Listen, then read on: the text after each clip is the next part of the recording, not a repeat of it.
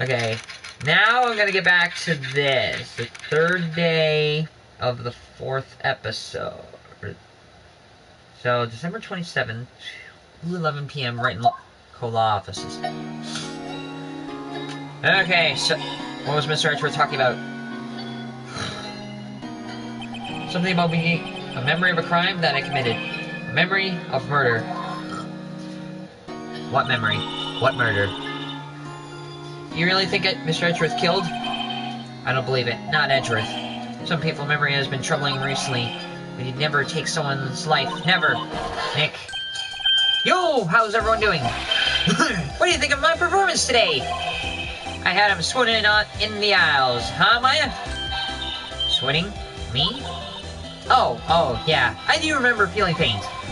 Because I was wondering, what could you say to make it worse? Right on, tell me the truth. It was like a love at first sight, right? Right, Nick? Huh? Me? Well, maybe my heart skipped a beat or two. I think you can do better than that. Come on, I saved Edgy in there, dude. Edgy! You guys should be bowing before me. Yeah, bow before your hero. Alright, fine. Today's trial. Larry, you really helped out in the trial today. You did! You weren't there, Larry. If you weren't there, Larry, I'm sure Edgeworth would have been found guilty. Ha ha ha ha ha ha ha ha ha ha ha. But seriously, Nick, that boat shop caretaker guy is pretty suspicious. But Edgy ain't off the hook yet. Way to spoil the mood, Larry. Hey, I'm just a guy sitting in the audience, you know? But from where I'm sitting, Edgy seemed pretty edgy. Why are you gonna push that joke to death? I mean, can you really know he's telling the truth about that night? Nick, I don't know. But what I do know is, I'm going to believe in you two until the end. Us two? Edgeworth and who else? You mean me, right? Nah, he means me. Right, Nick? Yeah, you, Larry. Not me? But why you, Larry? Huh? Actually, yeah. Why me, Nick? Enough with that silent treatment. Edgeworth. Nick, why do you trust Mr. Edgeworth so much? I mean, he's changed recently, true. But when we first met him, he was kind of a jerk, don't you think? You didn't know him back then. Back then, he wanted to become a defense attorney. Wait, was that when you two were classmates? Yes, in grade school. They saved me, Miles. And Larry. They saved me, and I'll never forget it. That's why I became a defense attorney, you know? What? Hey, Larry, what's he talking about? Well, this music's weird. Sorry, I kinda forgot. Okay, Nick, out with it. I'm gonna hear the story today, and that's final. Okay, it's kind of a long story, so hang in there. It was the very end of 3rd grade. I was on trial, a class trial. A class trial? The class trial. You remember, Larry? Spring, end of 3rd grade? A kid in our class got his lunch money stolen. Lunch money? Our school was really small. Every month, kids would bring in an envelope with money for lunch from home. Huh? I see. Anyway, this kid's envelope disappeared with $38 inside of it. Still inside.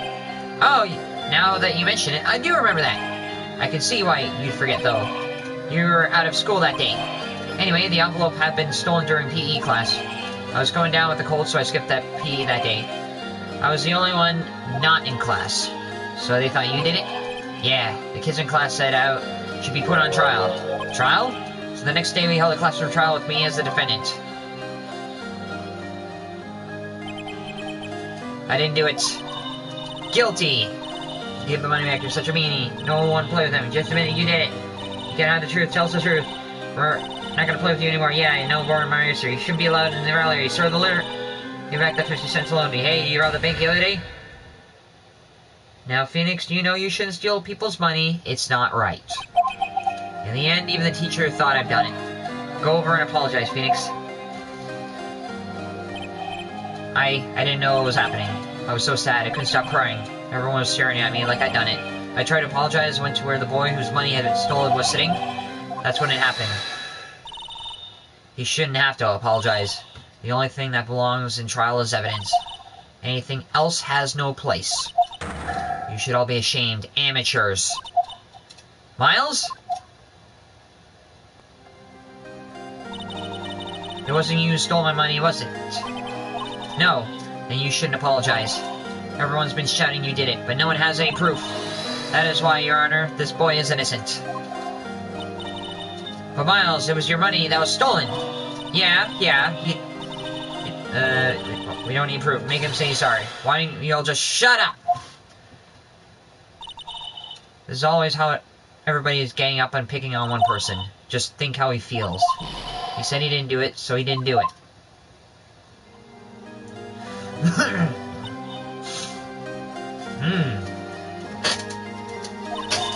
Very well, I'll replace the money myself. This class trial is over. That's how it happened. After that, the three of us were the best of friends. Because Phoenix himself was in some sort of classroom trial way back in the day. And it's different because Japanese classrooms, and yeah, I'm going back to the Japan setting, they were serious. Like, if you were accused of something, that was serious back in the day. Like, there was no frickin' around. Like, people will be on you if you stepped out of line. It's not like any day where, oh, you just make fun of that kid, who gives a shit? But it's serious in Japan. And based on Matt Pat's video where he talked about the criminal trials in Japan, like, if you are convicted of something, you're going to jail no matter what. This game somehow is unrealistic to the point where it somehow gives you some leeway past the hard testimonies. Maybe I'm just smart enough to get past everything, or maybe everybody's dumb. I don't know. It's one of those. Wow, I had no idea. Yeah, I had no idea that either. I mean, I forgot. That's when I learned what it meant to be alone. Totally alone, without a friend in the world. You did a good thing, Larry. Yeah, well, so I guess there is a reason why Phoenix does help Larry out. Because there is a bit of a connection there. I was just lucky that I took the day off from school. If I'd been there, they would have thought I'd done it. So I took it kind of personally, see? When someone smells, it's usually the butts. After the trial. Anyway, the truth that I talked after the class trial. That's when I heard that his father was a defense attorney. I remembered his eyes would shine when he talked about his father. I'm going to become a defense attorney just like my father. A famous defense attorney. Then a few months later, he suddenly transferred to another school. The DL6 Act incident. Right, I'm not sure, but the transfer probably had something to do with his father's death. Probably? Drive an elevator turn. One bullet found in the heart. The murder weapon was fired twice. But the transfer probably had something to do with his father's death. Yeah, that's so sad. It was several years later when I heard Edgeworth's name again. There was an article about him in the newspaper. The headline was something about dark suspicions of a demon attorney. Fabricating evidence, manipulating testimonies, covering up facts. The article said he'd do anything to get a guilty verdict. Anything. But why? What happened? I mean, that's not the Edge I used to know at all. That's what I thought too. I tried to get in touch with him, I don't know how many times. He never replied. I guess he didn't want to see his old friends. Is that how Will Ryan feels with me? Again, I keep mentioning that. And yeah, I keep poking fun at Will Wright. I miss Will Wright. I just couldn't drop it though. I wanted to meet him to learn why he become who he become. That's when I decided. Wait, you mean that's why? That's why you became a defense attorney to meet Edgeworth?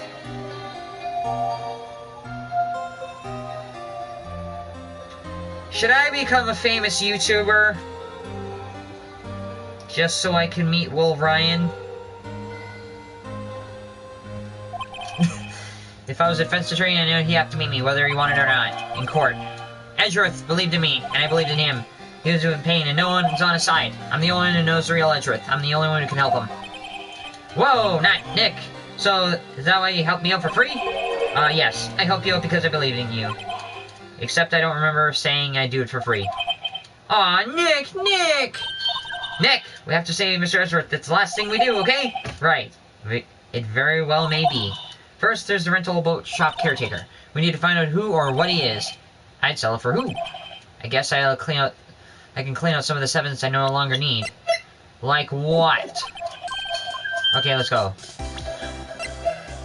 What? What the hell did I get rid of?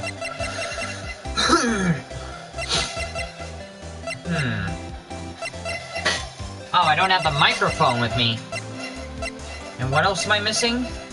Got the autopsy report, the lake photo, the second photo lake. And I think there was a few other pieces of evidence, but I still have everything else. Maybe I'm missing the second photo, and I still have the metal detector. Why do I still have the metal detector? I thought it was boring. Oh well. Detention center. Edgeworth. Edge. Small edgy boy is adorable. Small edgy boy. Being British is somewhat awesome. You look so grim as always. Edgeworth! Mr. Edgeworth, I heard a story about the class trial. Class trial? What do you mean? You don't remember? No, I don't. Your lunch money was stolen. Was it in 3rd grade? Lunch money? Oh, alright. Yes, I seem to remember something like that. Nick, I think you're the only one who really remembers. Well, it probably really matters to me anyways. Mr. Edgeworth, didn't you know? That trial was the reason Nick became a defense attorney. Ridiculous. Gee, thanks. That said, it does sound like the kind of thing you do. You haven't changed a bit, have you, Wright? So simple. To a fault, even. Well, maybe, yeah. I think you changed too much, Edgeworth. Perhaps. Why prosecute? Edgeworth, why did you become a prosecutor anyways? You used to look up to your dad. And who done stole it? Or if any other person was really pissed off about it, they'd be like, I couldn't let myself deny reality like you. What do you mean? My father was taken from me, and you want to defend criminals? I'm sorry, right, but I'm not that good of a person. One suspect was apprehending your father's murder, right? Yes, the man trapped in the elevator with my father. His name was Yanni Yogi. He had to be the shooter, any way you look at it. Yet, he was found innocent. The defense attorney got him off the hook. That would be Robert Hammond. So, Edgeworth hates defense attorneys because the defense attorney who got him off, well, yeah, did he actually shoot?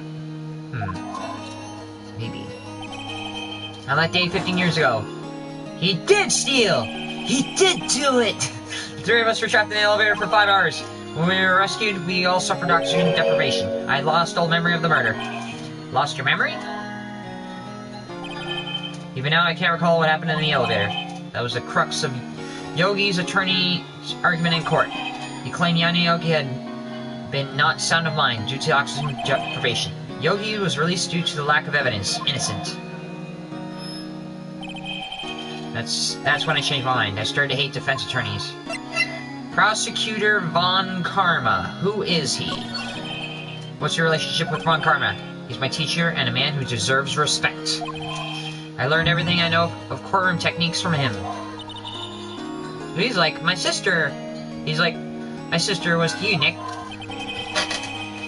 His mentor. He is a perfectionist in all things. In court, in his personal life, he is obsessed with doing everything perfectly. Perfectly, huh?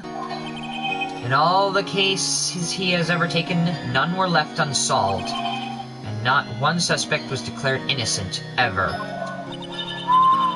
But that's... I know, it's possible some of the suspects were indeed innocent. However, it is impossible for us to accurately determine that in every case. All Von Karma does is his job, to find the suspect guilty. Perfectly. In any case, it's nigh well impossible to find a weakness in him. I came close! There is a way! Should a weakness appear, he would do everything in his power to make it go away. Edgeworth, if what you're saying is true, you're headed for a guilty sentence tomorrow. He's right! Now's not time to praise the enemy, Mr. Edgeworth. It's a strange situation in which I find myself, I'll admit. No kidding. Alright, I need to look at things. My badge. The autopsy report. The photo. What are you showing me this picture for? No reason. You know, I was impressed by your deduction that you're out today. Granted, you were at the end of your rope, but still. Nick, you noticed. Ha ha ha. You know this person. You know this. No. The bullet. The gun. You don't recognize the gun. The metal detector. No. Polly. The DL6 case file. It was that case file that changed my life. And tomorrow on December 28th, the statute of limitations runs out. Tomorrow, could that be a coincidence? But even if the case is finally closed on paper, it will never be erased from my memory. Never. Poor Mr. Edgeworth. The incident photo. Nick! No, that's a photo of his father. Don't show him that. You're right. Now probably isn't a good time to dredge up those memories. What is it? Nothing. Oh, huh? Okay. So I've said everything. I've done everything. I've said and done, said everything. Grossberg! Grossberg Law Offices. He's out. Again. Why? No, don't be harsh. Guess we'll have to come back later. Because why not? Okay. Now, Gordley. Criminal Affairs Department. Gumshoe! Looks like Detective Gumshoe hasn't gotten back yet. Gumshoe? He won't be coming back today. Oh, really? He said there was some guy he had to arrest by tomorrow. The boat shop taker. He shouted something about catching him if it's the last thing I do, pal. Good luck, Gumshoe. So everybody's out somewhere, and Ooh? Gord Lake Park entrance. December 25th. Hey, pal! Long time no see. Oh, Detective Gumshoe. Close one today. Polly! I got so worked up I snapped my tie in half. Your tie looks fine to me. Sorry about that. No problem, pal. Thanks to you, we probably know who really did it. You mean the boat shop caretaker? Look, I'll make you a promise. I'll have that scoundrel in my custody by trial time tomorrow. Come what may, it's my duty to you as a police officer. Now I'm off to catch me a criminal. Because that's what police do, is go after people. Detective Gumshoe sure is active today. Oh, one other thing. Eek! No one can go to the woods today. Why? The woods? Where Lotto is camping. The woods are off limits to camping, and apparently the park ranger found out. He's got pretty mad. No one can go in for a while. What? Oh, wait, never mind. I guess Lotto's in a lot of trouble. What? Anyway, I'll be seeing you tomorrow. So we can't go back to Lotta's area. December 27th, Gordon Lake, Public Beach. Where's the Steel Samurai balloon? Why is it not there? Huh? The steel eyesore is missing. Eyesore? Looks like the hot dog stand is closed, too. I guess Larry's too busy worrying about Mr. Edgeworth to show up for work. Or maybe he's just too worried that I might bring Missile back, the little canine dog, to eat all the samurai dogs again. Maybe that's why. Okay, so I can't go back to the woods. The boat rental shop. December 27th, boat rental shop. No, caretaker got away. Yep, I never imagined that it might be the real murder. Ahem! I know that clearing on the throat anywhere. Grossberg? It is Grossberg! Hello, what might you be doing here? Out for a walk, the days of my youth, like the scent of fresh lemon, you see? Mr. Grossberg, there's no time for idle reminiscing. Mr. Edgeworth's trial ends tomorrow. Miles, come here, boy! Missile, come here, boy! But from what I saw, today's trial, Edgeworth should be fine, right? Well, I'm not sure about that. What do you mean by that? Well, I'm not sure. Maybe I don't have enough evidence. Maybe I need to search for things to progress the story because the plot demands it. If you find anything, I'll come by my office at once. I may be able to offer you some assistance. Thanks. Bye. What do you think Mr. Grossberg was doing here anyways? Who knows? Can I go back into the caretaker shack? I can go back into the caretaker shack. to get my shack. To shack. Okay, nobody's home, except for Polly. Hello, Spock. Hey, it's Polly. Wait, he responded without saying the name. I wonder where your owner's gone, Polly. Hello, Spock. Minnie! Come here! Want a bath? I can't believe he'd run off and leave his poor parrot to fend for himself. Hello, Spock.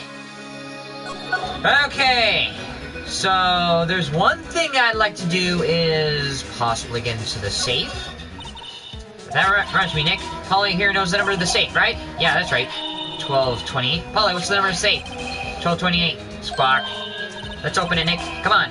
I'm sure there isn't any money in there. Aw, but hey, he keeps it locked, right? So there must be something of value in there. I'm not so sure. Okay, Nick, let's see what's in here. I guess there might be a clue or two. The only thing in here is a letter. A letter? Aw. I know letter in Japanese is tegami. Tegami. Kore wa tegami desu. Ah, boring. Subanai. There's no name or signature on the thing. It's handwritten in very precise, clear letters. Get your revenge on Miles Edgeworth. What the hell? Edgeworth? Nick, why would Mr. Edgeworth's name be on here? How should I know? I'm gonna read the whole thing. Get your revenge on Miles Edgeworth. It also says this is your last chance. Now is the time to get your revenge on the 2 men who ruined your life. The rest of the letter goes on to describe the murder plot in detail. How to kill Robert Hammond and frame Edgeworth. Calling Edgeworth out to the lake, getting on the boat, firing twice. This is exactly what I figured out today in court. It's all here in perfect detail. What the hell? What do you think it means, Nick? I don't know, but it looks like these are instructions for the caretaker. When he killed Robert Hammond and called out Edgeworth, he was following instructions. But who could have written that letter? And what does that mean to get revenge on Miles Edgeworth? Look, I don't know, okay? But one thing's for certain. This letter is an amazing clue. Your revenge on Miles Edgeworth. Note sets up the murder setup. Oh my dude! I need to tell somebody about this right away! I gotta go to get can't say anything, can't do anything because I'm too busy trying to not say anything, but never mind. 1 day left, Nick. Yeah, I know. Well, no time to waste. Let's get going. We need to go to Grossberg because he might know something. Why is he not there? Because he's not there. Why? I'm going to show you this letter because this might be of interest in you. Edgeworth, see this letter? This came out of the safe in the shack where the boat rental caretaker lives. I see. Revenge on me? Who would have it out for you, Edgeworth? Who's that old guy anyway? I don't know. Could he be that an innocent defendant you declared guilty or something? Nice, right? But I don't remember that old man, not at all. So he was following this letter then? Which means there was someone else behind it. Now is the time to get revenge on the 2 men who ruined your life. 2 men, meaning myself and Robert Hammond. Whose life was ruined in the first place?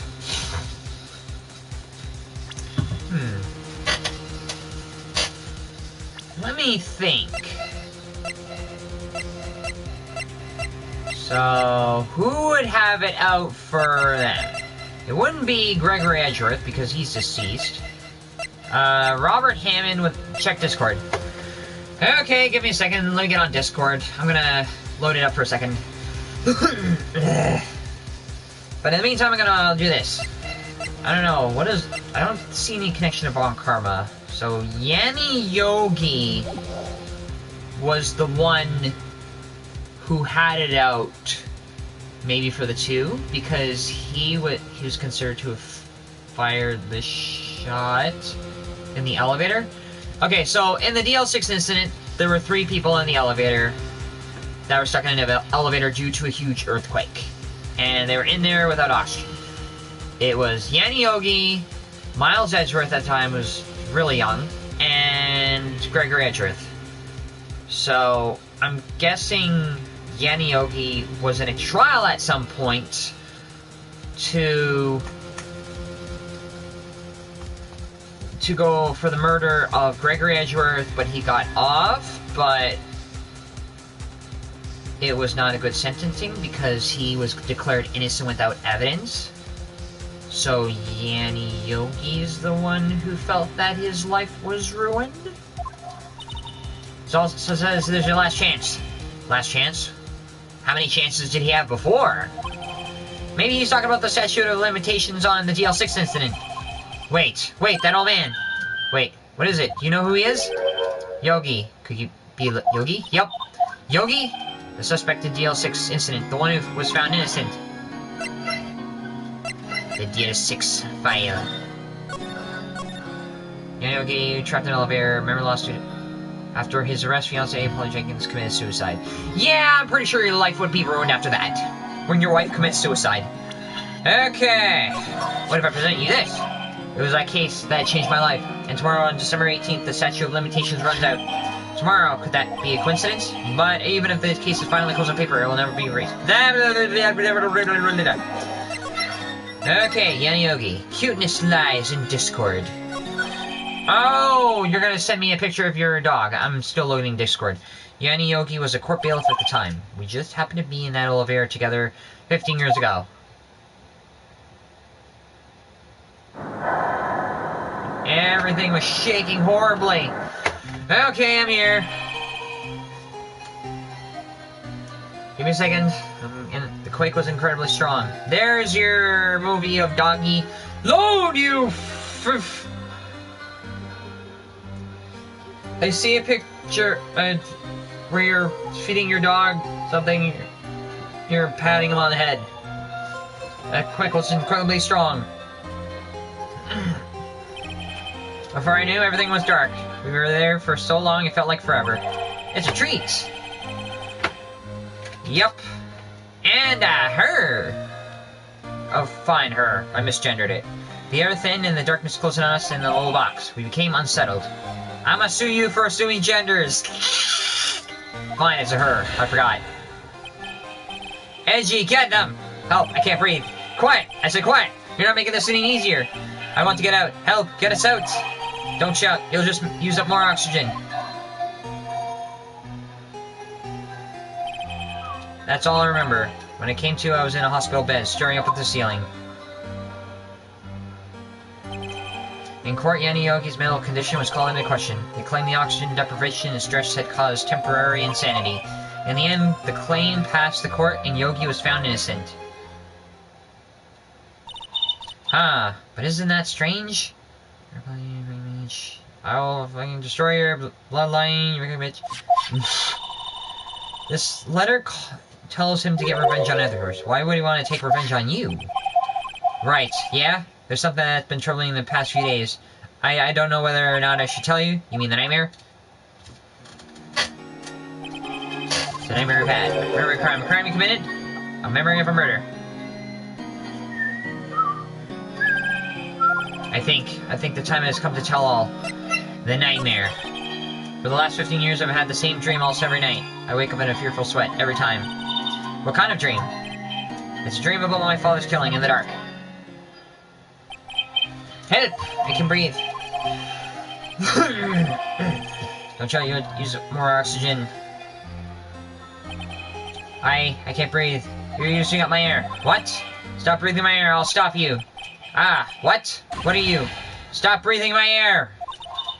No! Father! He's attacking Father.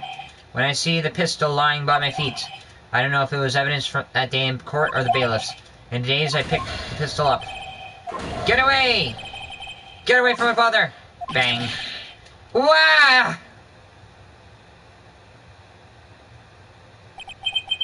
And with that scream, I wake. Don't breathe my air, you asterisk line of asterisks. It's a bone-chilling scream. A scream that has rung in my ears for the past 15 years. But that's just a dream, right? Right? The thought that is the only thing that has kept me sane for the last 15 years. But what if I'm wrong? What if it's real? They say that sometimes people shut out memories in self-defense. Maybe it was I who killed my father. What? If you think about it that way, this letter makes sense. Get your revenge on Miles Edgeworth. Think about it. Yogi was really innocent. That's why he wanted me to take revenge against me. Wait, Edgeworth, you mean It was me. I was a true criminal of DL6. I shot my father. This is bad. What are we going to do, Nick? What can we do? I don't know. I don't think there is anything we can do, like it or not. If there's someone else who knows a lot about the DL6 incident, maybe. There is, Nick! There's someone who also knows about DL6. What the hell? The elders swear. Swear? I think she's talking about Grossberg. And I think she's right. There you are, Mr. Grossberg. Ah, hello there. What's wrong? You look troubled. No kidding. I can't believe you're not. My. Just calm down and tell me what's happened. Mr. Edgeworth, he's... I see. So Edgeworth dreamt he was shot his own father. It's only a dream, only a dream. Listen to the video. Fine. Only a dream. Alright, how long is this? 45 seconds. Laura Nixon. Admin Venium. Tragula. Hippopotamus. Republican. Why is Republican? Daniel Radcliffe. With a bucket of... and a castle far away where no one can hear you. Soup. Why is Republican in there? I wonder. What? If that's the case, then why do you two look too troubled, Salutes and elders swear. Well, also consider this. Yogi quite certainly holds a deep grudge against Miles Edgeworth. So deep he wants to frame him for murder. This leads me to surmise that Mr. Edgeworth's dream was not a dream, it was real. As you imagined. That Miles Edgeworth threw the pistol to save his father. The pistol fired and the deed was done. Threw the pistol? No! I don't believe it! Yogi was suspected of murder and his career as a bailiff was irrecoverably wrecked. Thus, he sought revenge on Miles Edgeworth. This was the last chance, of course, with the statute of limitations so close. Huh. What the hell kind of a truck is that? It looks like a Photoshop job done wrong. Gregory Edgeworth. What do you know about Gregory Edgeworth's father? He was a defense attorney without peer. Thanos car. The hell? It sounds true, but it's true. But he may have had one peer, now that I think about it. Your mentor, Mia Fey. My sister, Gregory Edgeworth, was very disapproving of Mr. Von Karma's techniques. That's no surprise. Von Karma is an extreme man. Forged testimonies and evidence are nothing to him. The result, he has a perfect win record in court. To beat him, Gregory Edgeworth tried to call attention to his methods. And he lost, and died in despair, as it were. Detective Gunshoe, looking forward to your next month's salary evaluation. But of course... I see. The spirit medium. Gregory Edgeworth was killed. The police called on a spirit medium. That was your mother, Misty Fey. I am Gregory Edgeworth. I have been killed. The one who shot me was the bailiff, Yanni Yogi. Miles Edgeworth orders ice cream. Watch it, watch it! Yet Yogi was found innocent. That's when my mother left us. Everyone called her a fraud. That's right, everyone thought she was, you see? Yet, now that I think about it, it seems the one who lied was Gregory Edgeworth's ghost. Gregory Edgeworth must have known who shot him. I don't believe it. You're saying he falsified his testimony? That Edgeworth's dad lied to protect his son? It's only a possibility, mind you. But a possibility nonetheless. What the hell? You're a defense attorney. You get killed, and everybody was called into question about Von Karma, and then people look to see... There's just way too many... differences. Like, Yogi's innocent, according to the trial, but Edgeworth's spirit says otherwise. Huh. Alright, let's see if I can show you this. No. Oop. But it's good. I can't believe a fiendish plan went murder, and we almost fell into his trap. What a creep! Misty Faye's photo. Ah, she was a beautiful woman. I'm truly sorry about what I did. Huh? Sorry about what? I think I'll stay out of this one. The overhead map, nada. Bullet, nada. The pistol, nada. Metal detector, no. Poly, no. DL6 case. This incident took place 15 years ago tomorrow, so tomorrow will be the completion of not one but 2 trials, all thanks to the statute of limitations. However, I'm afraid the damage to the DLC incident is done will never be eased. Incident photo, Gregory Edgeworth. He was a gifted man. His death was truly a loss. I wonder what would have become of Von Kammer were he alive. Letter from the safe. Oh ho! So this is a letter? It does seem that Yogi was following this letter when he killed Hammond. But why kill Robert Hammond? Hammond was a skilled defense attorney. But he defended clients not for the sake, but for his own. Huh? For his sake? He never trusted his own clients. That one. The only thing he trusted was his own ability. But he got his client found innocent, so why should it matter? Actually, my dear, it's quite different. He won that innocent verdict for no one but himself. Yogi was a free man, but socially he was ruined. Huh? You'll understand soon enough. Wait, what is it? This letter. I've seen the handwriting before. A long time ago. Whose handwriting was it? Do you have any idea who it is?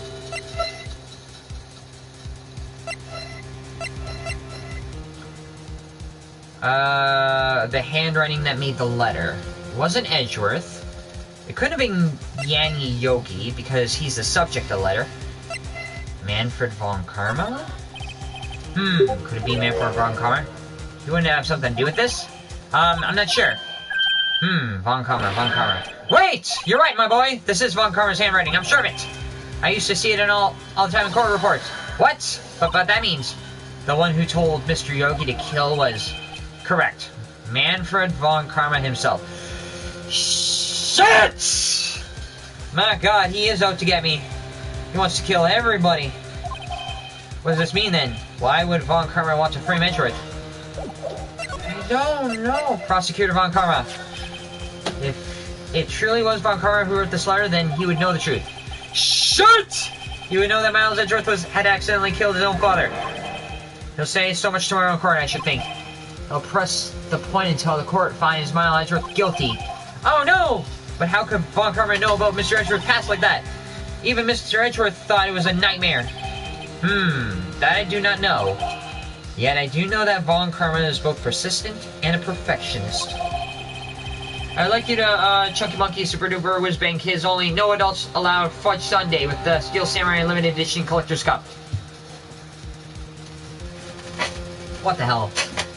Maybe he's seeking to satisfy a grudge against Gregory Edgeworth by hurting his son. What do you mean? It was 15 years ago. Von Karma met Gregory Edgeworth in court, and Von Karma did win. But he didn't make it through the trial unscarred. Gregory versus Manfred. What happened in the trial between Edgeworth's dad and Von Karma? Von Karma got the guilty verdict he wanted. He won the trial. But Gregory Edgeworth accused Von Karma of faulty evidence. And though he lost the trial, Mr. Edgeworth's accusation stood. Faulty evidence? It was the only penalty Von Karma has ever received in his career as a prosecutor. Gregory Edgeworth dealt a blow to his perfect trial record. Wow! It must have been quite a shock for Von Karma. He took a vacation for several months after that, you see. A vacation? Yes, an unusual event for the man. That was the first and the last vacation he's taken in his many years of prosecuting. So Gregory left a mark on Von Karma. And that hit him. Really? He doesn't take vacations, like go out to sea or on the mountains? Don't tell me he's never been to Europe! You have the strangest ideas about vacation, Maya. In any case, that was the only time he took a vacation from work. I believe the penalty upset him quite a lot. Odd, if he wanted to keep a perfect record so badly. Why would he take such a long vacation? What do we do, Nick? Von Karma is going to bring up DL6, you can bet on it. What if Edgeworth pleads guilty to DL6? I won't let him! Yes, Mr. Wright. I hate to say this, but even an accidental murder is murder, you know? I know that. I just believe in Edgeworth's innocence. I can't believe he killed someone. But Nick! Mr. Edgeworth admits it himself! His father must have lied to protect him from beyond the grave! I don't care. I know he's not guilty. How could you defend somebody where all the odds are against you? That's the real question here. Mr. Wright, if you say so, I suppose I could go check again. The police files might hold something of interest. Mr. Grossberg, thank you. I can't promise anything. In fact, I think the chances of finding something are slim. I understand. The police materials, So we gotta go back into the records room in order to find something. Criminal Affairs Department. Ooh. Police Department. There's hardly anyone here. Hardly. Everyone must be looking out for the old guy, Yogi. Ah, it's you! I don't think Gumshoe will be coming back today. He's staying out looking for someone. Sounds like Detective Gumshoe is pounding the pavement for real. We were wondering if we could check out the records room again. Well, now I can't have just anyone wandering in there, but I guess Mr. Von Karma is in there now. Anyway, you can go along as he's in there. Von Karma? Yes, he just arrived actually. Von Karma's in the records room. Nick, let's hurry! Okay. But something tells me something might happen, so I'm just gonna save it anyways. Crap. If he's in there, then that means he's gonna prep something for tomorrow's trial. Police Department, Record Room, December 27th. Dusty as always. We were only here just yesterday. I'm sure they hadn't had time to clean. What's wrong, Nick? Nothing. I was just noticing that he isn't here. Von Karma. Their shelves stacked, case files, forgotten. Nick! Let's get what we need to get out of here. All this just getting to me. Here's something different. This one file is open. Huh? One of the drawers here is open. Someone must have looked in it recently. The label says Unsolved Cases, Evidence. Unsolved Cases? Nick, the file for DL6 is completely empty. What? What are you doing in here? Karma. Oh, shit. Eek! Uh-oh. You're here. Von Karma! You! How do you know my name? Huh? Have we met?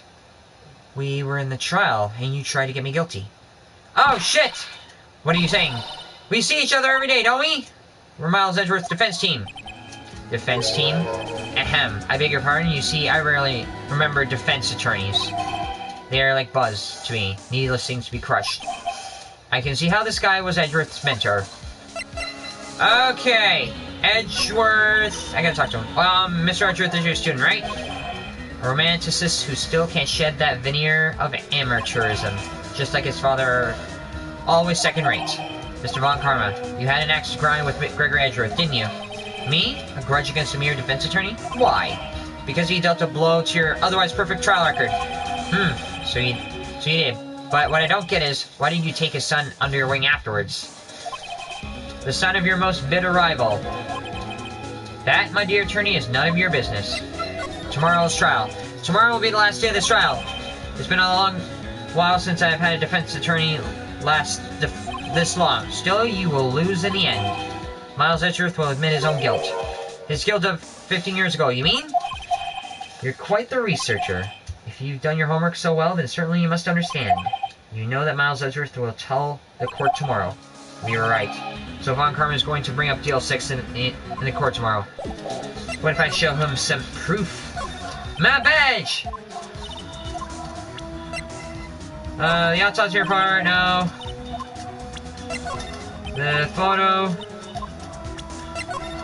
Misty Faye. Evidence, overhead map. No. The bullet. The gun. He's not responding to any of this. Metal detector, no. Holly, no. DL6 case file. Roll, I think, would give a defense attorney information. Bah, creep. DL6 incident. So he's gonna hold out. Letter from the safe. The note is... Okay, this is the last one. So... Oh! Mr. Von Karma, have a look at this. This was you, wasn't it? You instructed Yanioki to commit a murder. Yanioki. How many years has it been since I heard him called by that name? He's a fool. I told him to burn it after he read it. What? So you admit it? So you admit it?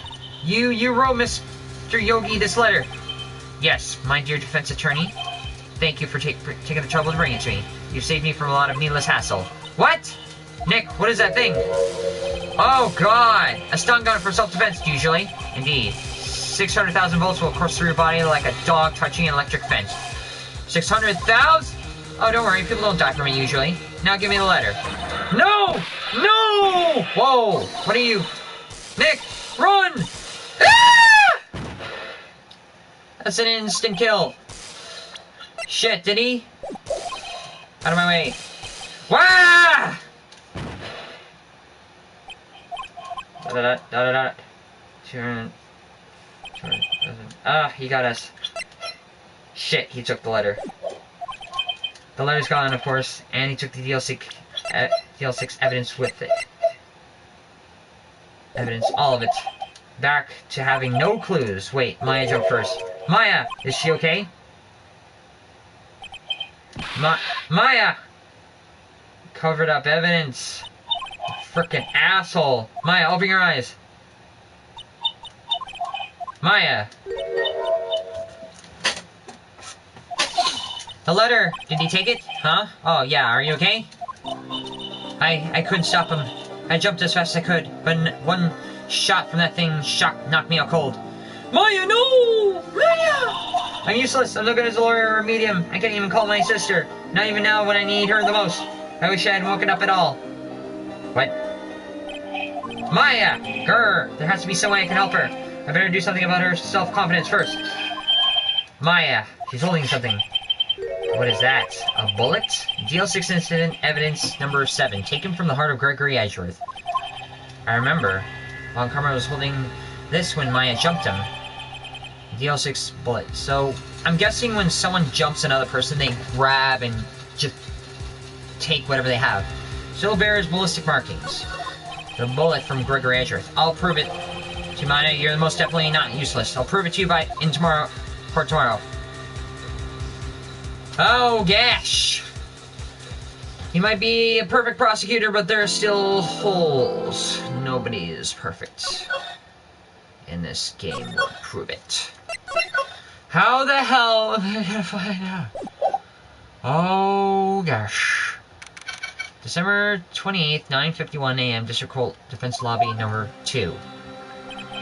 This is it. Judgment Day. Today, things are going to be get settled at last. A lot of things. Whoa! Whoa, it's a big deal. Sorry, Nick. I only touched your shoulder. So, the letter was taken from the safe. But we got the bullet. 06 bullet. We still have the case file. We still have everything else. I only touched your shoulder. I guess the shock hasn't worn off from the run-in with the stun gun yesterday. Anyhow, today's the last day of the trial. Good luck, Nick. Yeah, thanks, Maya.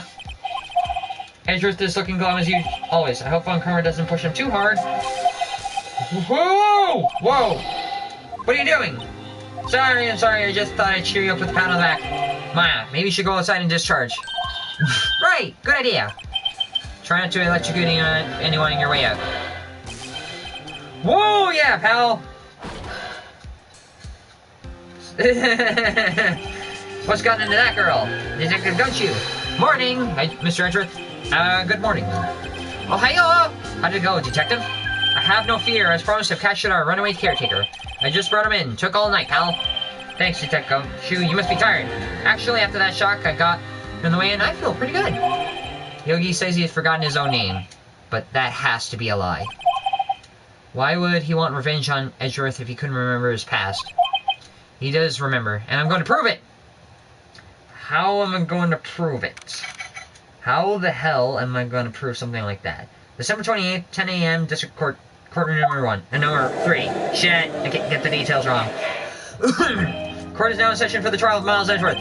The defense is ready, Your Honor. The prosecution is ready. That's the first time you said the prosecution is ready. Right, very well. We have reached the final day of our proceedings in this trial. I ask the prosecution to submit decisive evidence. Understood? Come on, don't be awed into silence by every little thing he says. Very well, Mr. Von Karma, your opening statement. Finally, we get an opening statement. Because the last 2 trials, he didn't say jack sweat. Or jack, period. Thanks to the Detective Gumshoe's efforts, the bullet rental shop caretaker has been arrested. In yesterday's trial, the defense asserted that the caretaker was the murderer. However, the caretaker has yet to confirm this. I would like to ask the defense to cross-examine him as much as necessary. Very well, please bring the witness in the courtroom. Ooh. Ladies and gentlemen of the court, I believe you all remember our witness. He lives in the boat rental shop on the lake where the witnessed the incident. In addition, he's currently lost his memory, the memory of his name and identity. Witness, why did you run away yesterday? The witness has not run away, as he will now testify. I see. Very well, please begin your testimony. How the hell was he listening? Why I left court? I'm really sorry for just leaving yesterday like I did, but I wasn't running away or nothing. I went to buy some food for Polly. See? I figured I got nothing to do with this incident anyhow. Anyways, I need one of those motive things, right? And I don't got one. So my testimony yesterday stands as is. Very well. Let's begin the cross-examination, shall we? He has to know his name. Yaniogi, you're Yaniogi, and I'm gonna prove it! Why I left court? Because you're connected to it somehow and you want to keep covering it up. I'm really sorry, like I did. Hold it! How do you mean it? I call what you did running away and not just leaving. You heard Larry's testimony and realized you were in danger. Now, Mr. Wright, there's no need to rush to conclusions. As I said, the witness was not running away. Listen to the testimony. He sure seems relaxed. In fact, they both do Von Karma and Yana Yogi. But I wasn't running away or nothing. Hold it! Or nothing. Then why did you leave?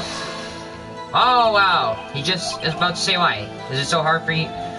Is it so hard for you to just quietly listen when someone is talking? If I sat quietly, Edgeworth would be guilty in 3 minutes. I went to buy some food for Polly, see? Hold it! Why are you so concerned for Polly? Food? Well, Polly's a bit of a gourmand, you see. She only eats high-quality bird pellets from France. They only have them in the big pet shop downtown. But you weren't arrested until this morning. Alright, who said that? No. I laid down a lot. You were arrested until this morning. Why didn't you go back to the caretaker's shack? Well, I kinda got lost, you see. Oh, for frick's sakes, the witness had trouble remembering things sometimes. When the police apprehended him, he was on his way back to the shack. Yeah, right. Nice try, Von Karma. No one's gonna believe that. I see. So he was lost. Please, Your Honor, come to your senses! I figured I got nothing to do with this incident somehow. Hold it! What makes you say that? You've lost much of your memory, is that correct? Yep, seems like it. Then how can you know you didn't have anything to do with this incident? Or maybe you're lying about not having a memory, You know exactly who you are. Then the witness has testified quite clearly as no memory of who he is. If you claim he's lying, then show the court proof. Grr, how am I supposed to prove what's going on in the old cucker's head? That's impossible. I'm glad you've come to your senses, Mr. Wright. Very well, witness, please continue. I mean, one of those things. Hold it! How can you say you had no motive? I say you do. You had a grudge against Edgeworth and the victim, Robert Hammond. That's why you took revenge on them, right? Please don't make me repeat myself, Mr. Wright. This witness has no memory of anything beyond several years ago. He can't hold a grudge. It's impossible. I have to prove he's lost memory. Otherwise, it's gonna be this same thing over and over until the trial ends. Shit! When I say something, Mr. Wright? Yes, Your Honor? You've been saying the same thing over and over. You've been calling the witness's memory of the past or lack of there into question. But does it really have anything to do with the current case? Yes, of course. Of course, Your Honor! The witness has said that he has nothing to do with this case and no motive. But both of these statements are lies. How am I going to do that without the letter? Order, order! Mr. Wright, there's a serious problem with your claim. Or are you saying you know who this witness is? Of course, Your Honor! Oh, this is interesting. I would like to know myself. So who is he? Don't play dumb, Von Karma. Mr. Wright, please tell us the witness's name. Not Gregory Edgeworth, because that would be plain stupid. And if that was the case... I've actually seen a YouTube video where it said Gregory Edgeworth, so no. Robert Hammond... No, he was dead. Both Gregory and Robert Hammond are dead, so Yogi! His name is Yogi, a former court bailiff. Yogi? That name seems familiar. Oh! Yogi from the DL6 incident. It figures the judge would have heard of it. It was such a famous case. But what does this mean? Your Honor, if this man is Mr. Yogi, then he has a clear motive. Tisk, tisk, tisk. Jumping to conclusions again, Mr. Wright. This witness is Yanni Yogi. Fascinating. However, how do you propose to prove this to the court? This is a court of law, as you may recall, you need proof. And allow me to repeat once more that the witness has lost his memory. This is it. I have to do this now.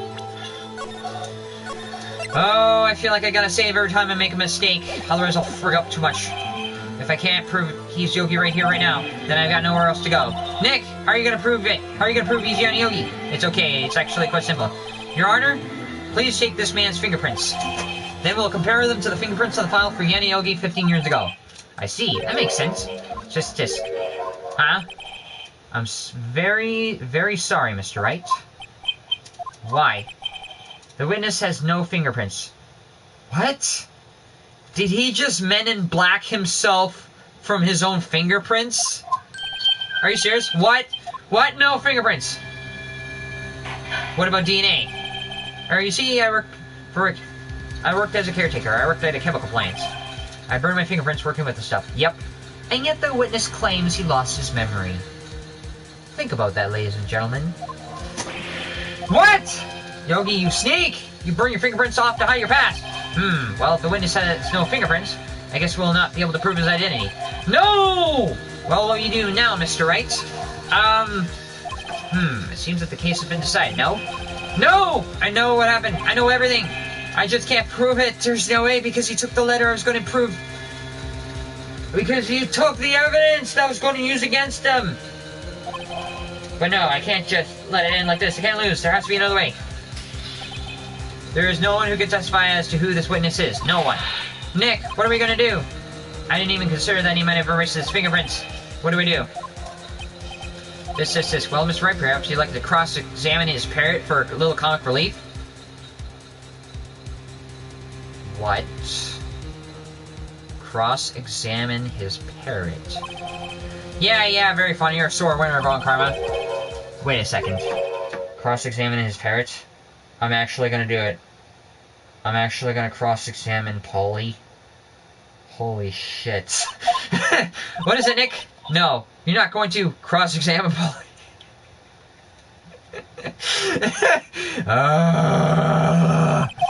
Your Honor, the defense would like to take Mr. Von Karma. Okay, now I have... Oh, God. Take Mr. Von Karma up on my proposal. Yes, exactly, Your Honor. I'd like to cross-examine the witness's pet parrot. Oh, God! Order. Well, what do you think, Mr. Von Karma? Need you even ask? This is a farce. I eject.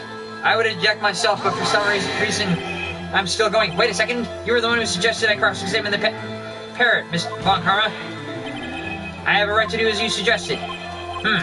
Well, if you're so desperate, then please be my guest. I'm actually gonna cross-examine Polly. Of course, should you go through this and nothing comes of it, then I hope you're ready for the consequences. Nick, this is crazy. This is crazy. Still, you want to go through your little game? Yes, I'm doing it. I'm with the dentist. Okay. Let the parrot take the stand. Even I think it's crazy. I'll cross-examine her, Your Honor.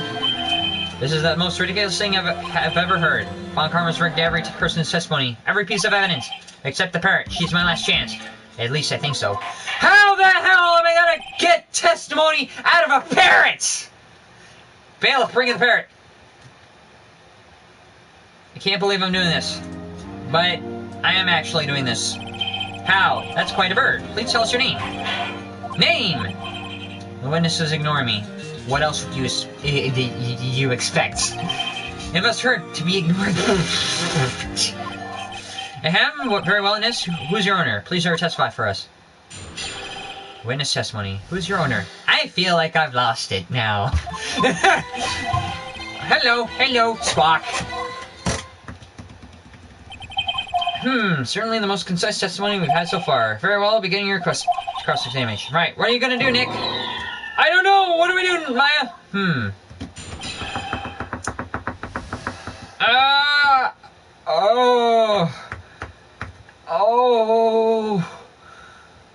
Okay.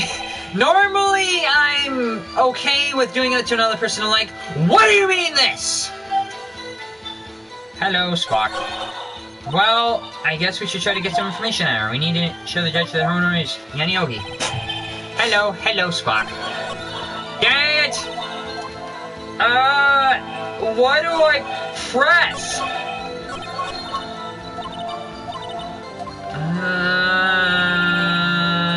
This one. Hold it! Say something? When you can't just say hello and expect us to get anywhere. I want you to testify. Maya, you talk to her. Right. What do I say? Have we forgotten something? As I recall 2 days ago... Holly! Have we forgotten something? Spock, don't forget DL6, Spock. If Polly missed that in court, if I can get Polly to say that here, then it'll prove that the caretaker has something to do with DL6. Polly, have we forgotten something? Hello, Spock. No, the thing we used before is not working now. Why? That's not what you were supposed to say. Forgot something we forgot. Hello, Spock. Why? Oh, it's not working, Nick. She won't say it. This is ridiculous. Why won't she say it? Tisk. Something the matter, Mr. Wright? Did you have something to do with this Von Karma? Wait, don't tell me Von Karma expected this. He couldn't have retrained the parrot, could he? Did he train her not to respond when he asked something if we forgot anything? Hold it! Witness, you're here to speak. You must speak to me. ... Frankly, I can't believe that you're speaking to a parrot. Well... the first part is the only thing I can get out of her, so... Hold it!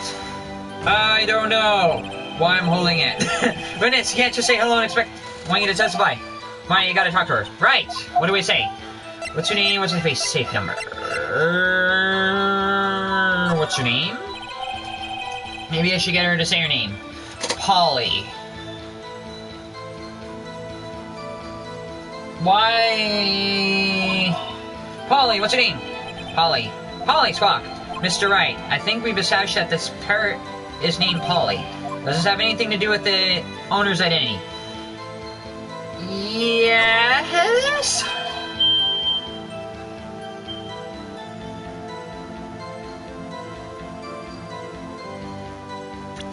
Hold on a second. There was something I heard before, and I noticed something. Poor Bale trapped in an elevator. After his arrest, his fiancée, Polly Jenkins, committed suicide.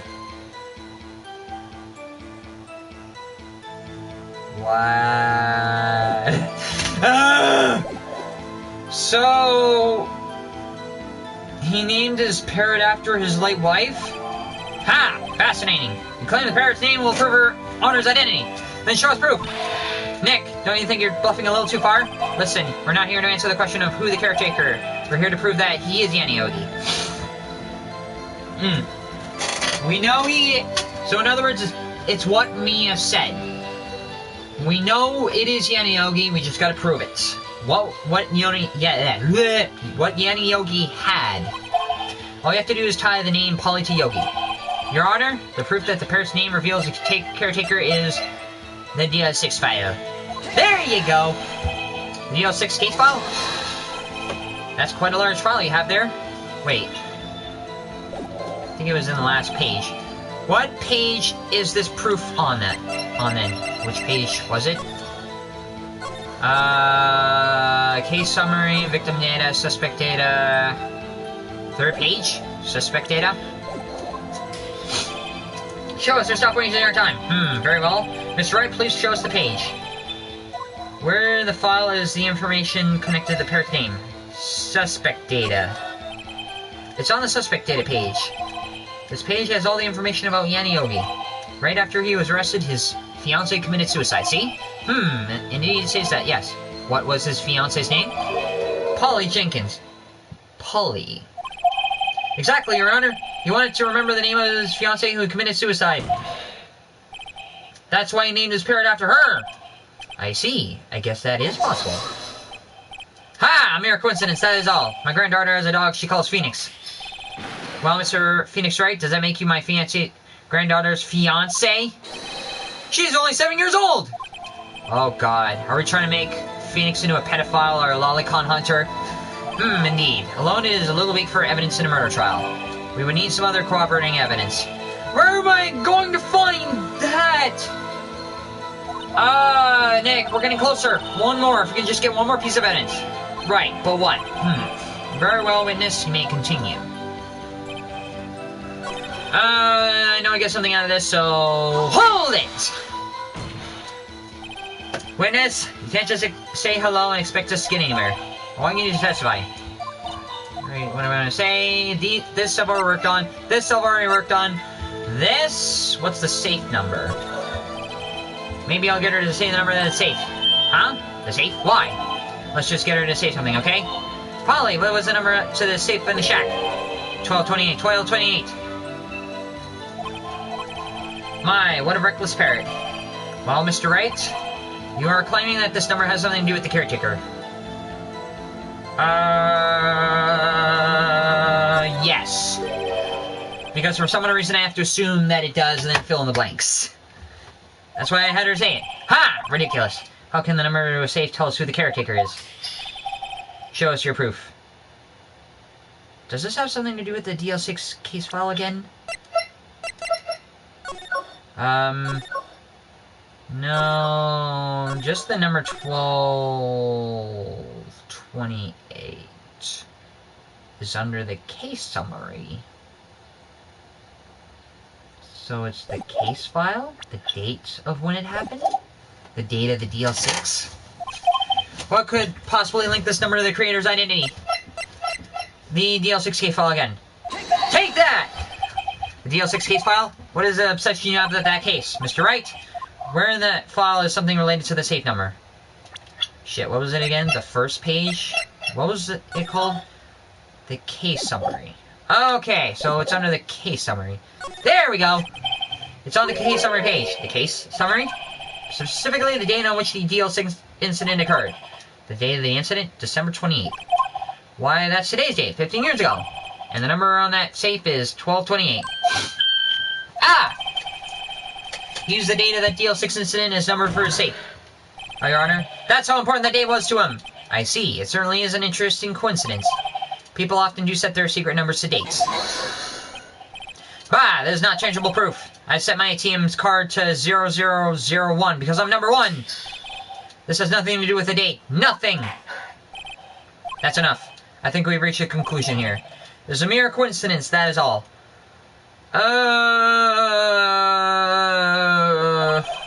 True, that is a possibility. However, two coincidences at the same time seems more like a pattern to me.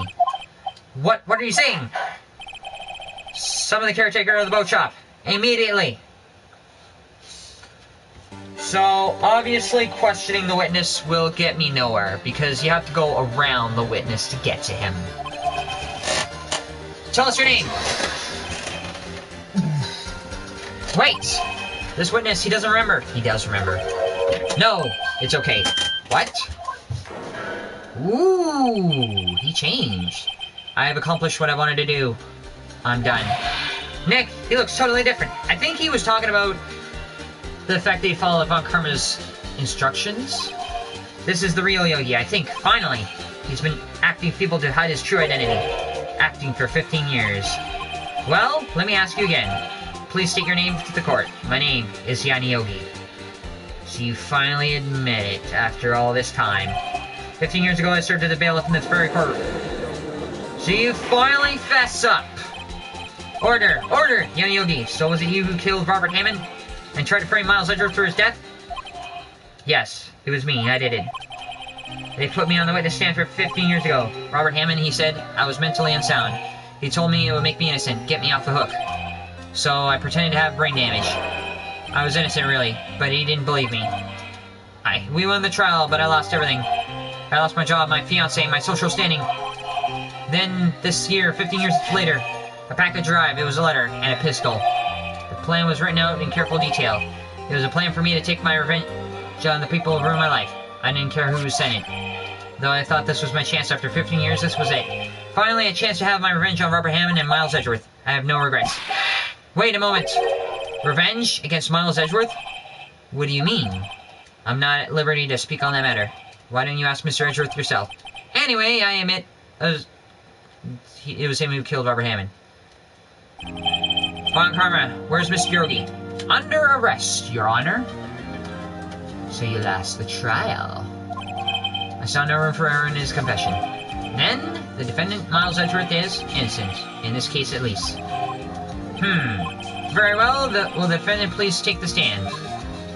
I don't know. Is it too easy? You always get There are a few mysteries left unsolved. Still, you are cleared of suspicion for this particular case.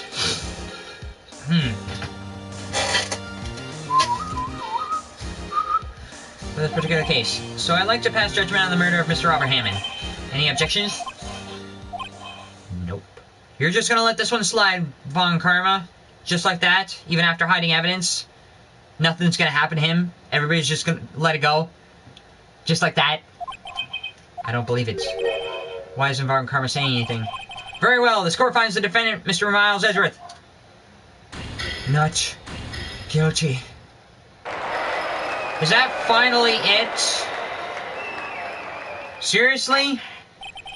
That is all. This court is adjourned.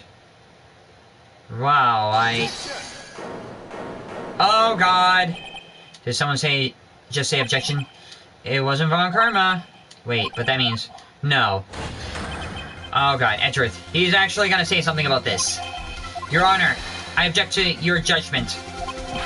What do you mean? I'm not innocent at all. As we have heard, Yogi killed Robert Hammond in revenge. But revenge for what? Nick, Edgeworth is trying to confess. He's gonna say he's guilty. He's gonna tell them that he was the murderer in the DL6 incident. He's gonna tell them he killed his own dad. Uh-oh, what do I do? If I try to object, he's just gonna say something, leave it to Edgeworth. Let him say something. Raise an objection. Objection! The judgment has already been passed. I object to Edgeworth. Well, that didn't work. Didn't something like this happen? I believe a certain witness raised an objection after guilty. Well, I guess that'll be Larry. We must hear this new statement. We must hear Miles Edgeworth. Fine, I'll hear it. You have a duty to hear Mr. Edgeworth out. I guess it goes both ways. Literally. For 15 years, I have had a recurring dream. A nightmare, it's only a nightmare, that's what I told myself. But now I know it wasn't a dream. Yogi wasn't a killer. You mean the incident where your father died? From the distance of the shot, it wasn't suicide either. Everything was as clear as day. The murderer! The criminal in the DL6 incident. It was me, Your Honor. I confess my guilt. I am guilty for the DL6, the statute of limitation, which ends today. The culprit is me. Order! Order! This is certainly unexpected. The defendant declared innocent is confessing to a different crime. A crime for which the statute of limitations runs out today. I'm not really sure how I should deal with this. Bah! It's obvious. We hold the trial right here, right now. Oh, shit! We tried this man for a crime 15 years ago. I think I would like to take a 5-minute recess. During this time, I will consider the appropriate course of action to take. Court is adjourned. Oh God, it doesn't end there. December 28 to 24 p.m. District Court, Defendant Lobby number 2. I'm so sorry, Mr. Wright. I just wasted all your effort. Mr. Edgeworth, I just don't believe it, sir. I mean, you killed your dad. I didn't want to believe it myself, Detective, but it's the truth. Murder is murder no matter what the circumstance. This is crazy. Just crazy! Nick, what are you doing? Huh? Oh, I was just reading through the court records once more. What? What was I reading through? I'm getting my case ready. Your case for what? Huh? Isn't it obvious? I'm gonna prove that Miles Edgeworth is innocent. Still! Even after all that was brought about, even after we shut up Von Karma, we can't really shut up Edgeworth at this point. He's gonna say it. What are you talking about, pal? He just admitted to it. He confessed that he did it in court. I'm sorry, Edgeworth, but I don't believe your nightmare. What? It's just a dream. It's not real. The truth is right here in this court record. In any case, tighten your belts. The real fight is just beginning. I'll prove you're innocent. Just trust me, right? Oh God, we're gonna go for a marathon. December 28th, 2:30 p.m. District Court, courtroom number 3. Now then, I would like to resume trial. Judge? Oh God, we're gonna go for a marathon, aren't we? What did I have to sort out in my court? Evidence. We got the bullet. I'm guessing because this still exists, there's more to go through than that. Judge, Miles Jesworth is admitted on guilt. He confessed his crime. Let us begin by hearing its testimony. Then, though pointless, let the defense do their cross-examining. The statute of limitation of the DL6 incident runs out today. Though it's unconventional for me, I'd like to run this one by the book. I see. Does the defense have any objections? Nope! We're gonna settle this right here, right now. Well, Cartwright, you knew this was gonna happen from the very beginning, did you? You knew Edgeworth was gonna say something because he had guilty feelings. And it's not wrong to have guilty feelings, but he took advantage of this. Will Miles Edgeworth take the stand? Will the witness state his name and profession? Miles Edgeworth, I'm a prosecuting attorney. Mr. Edgeworth, 15 years ago, you mistakenly killed your father, Gregory Edgeworth. Is this correct? It is correct. Then testify about this matter to the court. When Edgeworth was telling me about his dream yesterday, I noticed something. One detail doesn't quite fit. That would be the key, but only if I can get it to work. He threw the gun at Yanni Yogi to protect his father, and then he heard a loud scream. Please! Please! The DL6 incident. Now we're finally gonna get to the heart of the matter. That day I had gone to the courtroom to observe one of my father's trials. As we went to leave, an earthquake struck, trapping us in the elevator. My father and Mr. Yogi lost their composure and began to argue. Just then, something heavy fell at my feet. I picked it up and threw it at Mr. Yogi. I wanted them to stop fighting. A moment later, there was a single gunshot, then a scream. It was a terrible scream. I remember it to this day. That's all. Until now, you thought this memory was a dream. We were stuck in the elevator for 5 hours. The oxygen in the elevator ran out, and I lost my memory of the events. Bah! The same claim Mr. Yogi has made. And yet you supported Yanni Yogi's claim the whole throughout, so you should be doubting yourself on your own claim. Mr. Wright, your cross-examination, please. Yes, Your Honor. Alright. The DL6 incident. That day I had gone to the courtroom to observe one of my father's trials. Hold it! Why were you brought there in the first place? What was the trial your father was involved in on that day? I don't remember things very clearly. Only 2 things. I know my father lost and Mr. Von Karma was the prosecuting attorney. So you're related to this, Von Karma? Mr. Von Karma, you were handling that case? It was 15 years ago. I don't remember the details. That was when Edgeworth pointed out the problem in Von Karma's evidence. As we went to leave, an earthquake struck, trapping us in the elevator. Hold it! How did you feel? So there were 3 people, including yourself, trapped in that elevator. Yes. Myself, my father, and Yanni Yogi. We were fine at first, but then as time passed and no one came to help, my father and Mr. Yogi lost their composure and began to argue. Hold it! What did you do then? I was a 9-year-old boy at the time. What could I do? I was scared, trembling in the corner.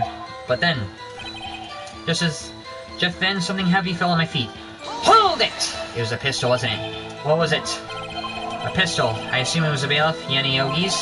The safety must have come off when it fell from his holster. And you picked it up. What happened next? I picked it up and threw it at Mr. Yogi. I wanted them to stop fighting. Hold it! Do you know this? It was a pistol when you threw it? I think I knew. I knew it was dangerous, but the air was getting so thick I panicked. So you're saying that you threw the pistol at Mr. Yogi. I was in a daze. A moment later, there was a single gunshot, then a scream. Hold it! Who was screaming? The gun fired once? Yes, I think after I threw it, I lost consciousness. Since then, they've echoed in my head every day. The gunshot and the horrible scream. The scream? It was a terrible scream. I remember it to this day.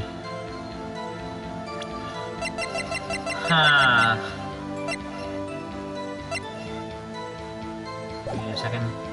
Hold it! To this day. Yes, I can practically hear it now. I doubt I'll ever forget the scream as long as I live. There it is! One part of the testimony clearly contradicts the evidence. But I don't know what it means. I better find it out quickly.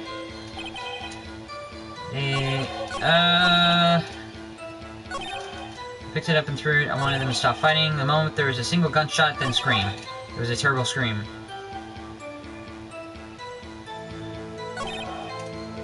moment later, there's a single gunshot, then a scream.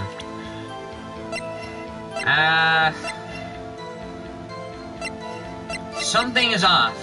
I do remember the gun being fired twice. Let me look over the file one more time. Air in the elevator, depleted. One bullet found in his heart. The murder weapon was fired twice. So, this conflicts with the DL6 case file. There's a single gunshot and a scream. So the DL6 case file is the evidence. Objection! The murder weapon was fired twice, but you're saying you only heard one gunshot. Ooh, it actually worked. Yes, I'm sure of it. I heard the shot and the scream. Then everything faded. I was conscious until the rescues came. I see. Nope. No, Your Honor, unfortunately you don't. Look at this file once more. Plainly contradicts the witness's testimony. You do enjoy dragging out that file, do you? I don't accept this as evidence unless you can tell us what page it's on. What page contradicts Miles Edgeworth's testimony? Wasn't it the second page? The victim data. Middle one. There we go! Look at the victim data in this file. It says, quite plainly, the murder weapon was fired twice. But Miles Edgeworth only heard one gunshot, yet the murder weapon was fired twice. The first shot was the accidental firing when the pistol was thrown. So, who fired the remaining shot? Was there perhaps another shooter who fired the second shot? Your Honor, I'm sure as you are aware, this incident occurred 15 years ago. The evidence is dated. The pistol did fire twice, however, we did not know when the second shot was fired. It might have been fired the day before the incident. There is no proof that the second shot had anything to do with this incident. What? I see. So we have to prove that it was on the day of the incident. You do have a point, Mr. Wright. The murder weapon was fired twice, as we heard. One of the shot was fired by the defendant, boy at the time. Do you have any proof that the other shot had something to do with the case? Yes. I think I remember something. All the DL6 case evidence. The bullet hole in the elevator door. That's the proof. What? Impossible! Now, Mr. Bronkheimer, save your surprise for after you've seen the evidence. Very well, Mr. Wright. Show us your proof. Alright, I'll show you my proof. I'll do it. I will recklessly submit evidence. You have evidence the second fire is related to the incident. Yes! The elevator door. There you go! Look at this photograph. This is a photograph of the scene of the crime 15 years ago. I can see the victim lying there as Gregory Edgeworth. There's proof the murder weapon was fired twice at the time of the incident. This photo proves it. So, let me get this straight. This photo proved 2 shots were fired. Where? Your Honor, please get a clue. Please show the judge the contradiction in the photo. The bullet hole up here. There we go. As it is obvious, the contradiction is here. I see. A bullet hole in the door. Your Honor, Gregory Edgeworth was killed by a shot from the pistol. Yet there is also a bullet hole in the elevator door. We also know that the murder weapon was fired twice. Thus, someone other than Edgeworth fired that second shot. Order! Mr. Edgeworth. Oh no, Mr. Wright, what are you driving at? It's simple, Your Honor. At the time of the incident, 2 shots were fired. One went to Gregory Edgeworth's heart. The other hit the elevator door. Remember that the defendant lost consciousness after the shot he fired ran out. In conclusion, we must agree that the second shot was fired by someone else. Mr. Wright. But who could that someone else be? The murderer, of course. I knew I should have stepped in before your wild fantasies got out of hand. Mr. Wright, look once more at the DL6 incident file. Look closely. Try the case summary page. The case summary, that's on page 1. Uh-huh. They were depleted at the time. No clues found at the scene. Look what's written here. Not a single clue was found at the scene. What? If the pistol was indeed fired 2 times, then the other bullet would have been discovered on the scene. So where did the other bullet go? He does have a point. That second bullet has never been found. Why? Because the second bullet does not exist. The bullet that claimed Gregory Edgeworth's life was one fired by his own son. That is the truth of the matter, the whole truth. There's undoubtedly something else that made the bullet hole in the door.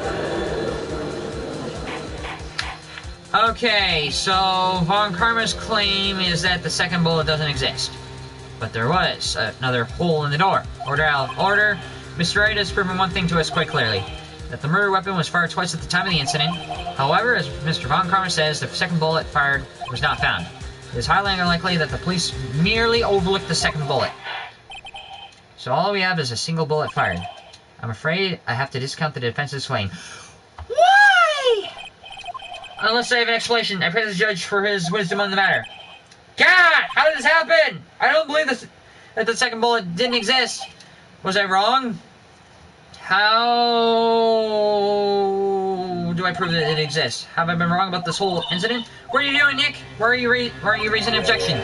I'm sorry, Maya. What? It looks like I was wrong, Nick. If the second bullet wasn't there, then my conjectures are for nothing. No, but you said you'd do it, Nick. You'd get Edgeworth declared innocent. I'm sorry. It's just when I saw the photograph, I thought 2 shots had been fired. I was so certain of it, I thought I won. I thought there was another person, someone else who had fired the killing shot. But now I was wrong to think that it could be simple. This case has stood unsolved for 15 years. Nick! Well, it seems that we have finally cleared up this incident. Only 1 bullet was found at the scene of the crime. That shot was fired by Miles Edgeworth. Precisely. I'd like to ask one thing of Miles Edgeworth before passing my verdict. Have you been paying attention to the trial so far? Yes, Your Honor. Do you have any objections? No, I do not. So you killed your father, though it was not your intention? Yes, I did. Shit! Oh no, he's accepted the guilt. Very well. Even though he found the contradiction is not good enough! The statute of limitation of the murder of Gregory Edgeworth runs out today. Therefore, I must pronounce a verdict on the guilt to defend right here, right now. Right now, indeed. Does anyone have any objections? I've been here before. It's just like my first day in court. That I have to say something no matter what. There are so many things I know I should be saying, but my mind's gone blank. I can't find the words. Mr. Wright. No objections. I have an objection. I have to disagree with what Ron Karma said. Somehow... I object! Your Honor. I object. Because... the second bullet does exist. How? How could it possibly exist? Mr. Wright, on what grounds do you object? Oh, Nick. I don't know. His case is perfect. Oh no. Grah. It must exist. The hell? Did I try to see Mia there for a second? The second bullet. What? What did you just say? Nothing. The second bullet must exist. But where? Someone took it. It seemed waiting is not going to produce any answers. Someone took it. Who took it? The murderer? Wait, Your Honor! The second bullet. It exists! What? But we've just heard proof that it did not exist. Because it wasn't there. Just because it's not there doesn't mean it didn't exist. I realize, Your Honor, I'm really grasping here. Yes, I am grasping, but I'm still going to throw the claim out haphazardly. It's just someone took it from the scene of the crime. That's what happened. But who? The murderer! The murderer? Then just tell us who is this murderer. I'm still thinking about that one. So the criminal took the second bullet. But why?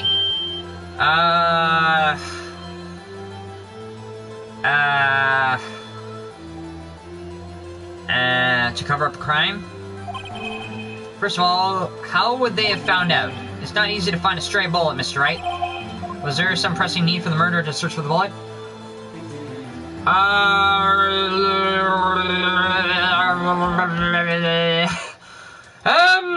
Was there a need to find it?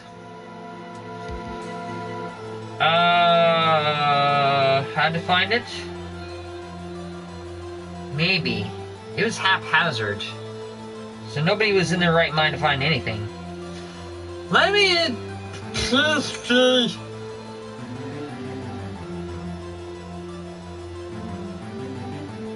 let me just recall everything Edgeworth said first.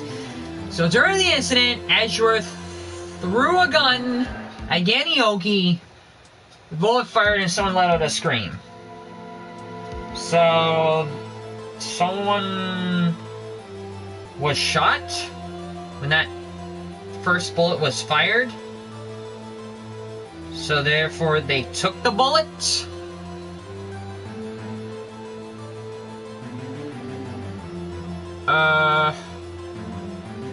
And they didn't need to find it. The murderer didn't need it.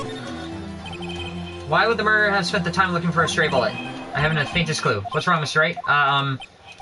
The murderer had no reason to take the bullet. You want to admit it, but it's true. Eric had to take it. Had to take it, the murderer does not mean. You're thinking too normal. Think crazy. Oh, God.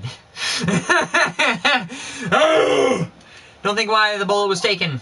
Think about why the bullet had to be taken. Again, why did the bullet have to be taken? Because a person screamed. And they got shot. Would that very person who screamed and got shot be the murderer? Mr. Wright. Yes, Your Honor. I have no idea what I'm doing. The murderer had no intention of taking the bullet from the scene. But the murderer had to take the bullet from the scene. Had to? What do you mean had to? Well, for instance, what? Maybe the bullet hit the murderer? The bullet hit the murderer. Just saying, for instance. I mean, if it hit you, you would have to take it with you, wouldn't you? It's not like you could perform surgery right there. You know? Wait a second. I was just taking off the top of my head, but what if that's what really happened? Let me get this straight. So at the time of the murderer himself was shot, and they left with the second bullet still inside of them. Thus leaving only one bullet at the scene of the crime. Yes, I guess that's how it could work, yes. But there's a problem with that. The other two people rescued from the elevator, Miles Edgeworth and Garnetzx, both were unharmed. So that would mean the murderer came from outside, yes.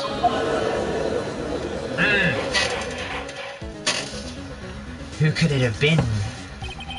The two men fighting inside the elevator.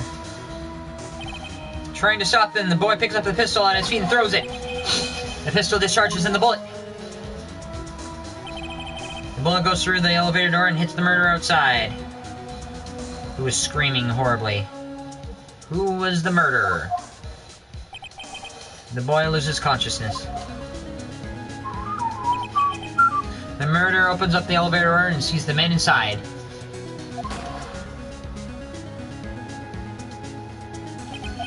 Mr. Wright, you're truly the most unpredictable defense attorney I've ever known. I can tell you're grasping, yet I cannot deny the possibility of what you say. What are you saying? Tonight! No one is involved in the incident was wounded. There was no murder! No one was wounded at the scene. At the time of the incident. He's right, I can't think of anyone. So, what happened after the incident? Von Karma went on a long vacation. Why? Hey Nick, huh? I just thought of something really crazy. Crazy? Remember what Mr. Grossberg said yesterday? Gregory Edgeworth dealt a blow to his perfect trial record. Wow, it must have been quite a shock for Von Karma. He took a vacation for several months after that, you see? Yes, an unusual event for the man. That was the first and the last vacation he'd taken in his many years of prosecuting. What if Von Karma didn't take a vacation because of the shock? But it took it because he was injured. Which would mean, it could mean one thing. He was the murderer in the DL6 incident. He was the man who shot Gregory Edgeworth. It was Von Karma! Oh man, something wrong? Mr. Wright, you seem dazed. No, Your Honor. Well, you have indicated the possibility the murder came from outside. Can you give us the name of your suspect? Uh-oh. Should I come out and say it now? Yes, say it now. Your Honor, there's a suspect. One lone suspect. Well, certainly interesting news. Very well, Mr. Wright. Who is your suspect? Eric, my hands are shaking. What? What? Von Karma! Von Karma? Did I just frickin' implicate the prosecution in the murder? You mean Danny Von Karma, the prosecutor? The one standing here right now, over there? Bah! You don't object? I frickin' indicated Von Karma as a suspect. I'm slightly nervous. And I have to stand up and actually do something about it. I see no need. Why honor this ridiculous outburst with my objection? Because you're too proud to admit that you would object to something like this. You're too proud. Because you took a vacation for several months starting the day after the incident. Yet you pride yourself on the perfect record. There's the pride part! Why would you take such a long vacation without any reason? So you're claiming that I took a vacation to heal my injury from the incident. Fascinating. Prove it. I would have needed surgery, no? Where did I go under the knife at? Mr. Wright? Bring the doctor that operated on me. Have him testify. Shit. Let's find out who this doctor is. It's no use. Edgeworth? I know Von Karma perhaps too well. He's too perfect. He wouldn't have left clues. He probably didn't undergo surgery. That would leave a doctor as a witness. Grr, nobody's that perfect. So what, Nick? Did Von Karma pull the bullet out by himself? That's insane. No, he couldn't have. You can't just pull bullets out of yourself. Wait. What does that mean? If he couldn't have done it, then it's still there? That bullet has to be somewhere. But where? Tisk, tisk, tisk. Well, Mr. Wright, can you produce evidence that proves that was shot? Alright,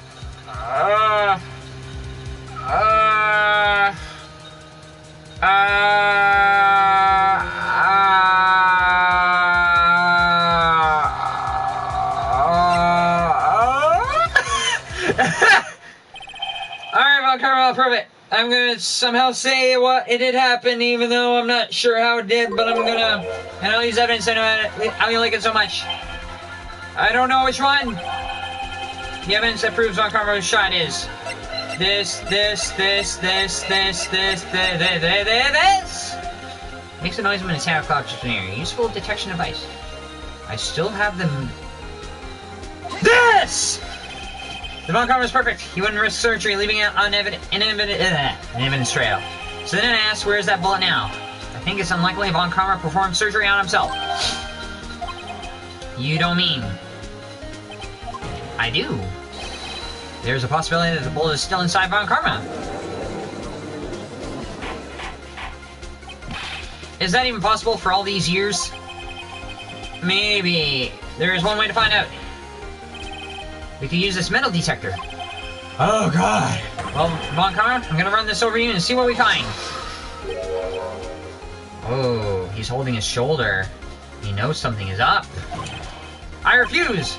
You refuse? But refusing this means you acknowledge that the bullet is still inside you?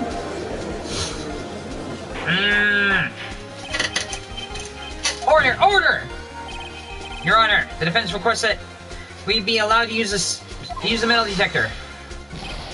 Judge, I call for suspension of the trial. This is an invasion of privacy. Nope. The statute of limitation runs out today on the case today. It was you who said we had to end it right here, right now. It's your own word against you. Enough. I permit the use of the metal detector. Mr. Von Karma, you'll submit yourself to testing. Nick, what does this mean? I don't know, but we have to give it a shot. Is it gonna work? ... Ow! Beep. So there is a bullet. Is there? It reacted. Something inside his right shoulder. Yeah! He's got the bullet with him. The bullet! Mr. Von Karma? You. It was you. I was afraid this happened. And so I remained silent. Indeed, there was a bullet in my shoulder. However, it has nothing to do with the incident.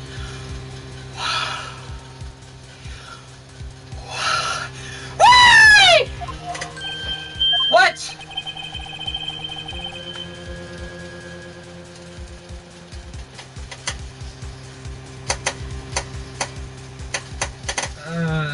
I was shot in the shoulder long before the DLC ended. Oh, you're gonna say this supposed to... This bullet has nothing to do with the DL6 case. There needs to be a connection between the bullet that's here and the bullets that's there. I claim that the bullet in my shoulder has no relation to DL6. But Mr. Von Karma, can you prove that? Prove? I have no obligation to prove anything. You want me to prove it? It's Mr. Wright who must prove something here. Not I. Mr. Wright? Well, can you prove it? Can you prove that the bullet in Von Karma's shoulder was from DL6? Why do I get the feeling I have to say yes automatically, and then somehow connect the dots from then on there? Of course you can't. You don't have any DL6 evidence. Well, I do have DL6 evidence right here. I have several of them. I have 3 of them.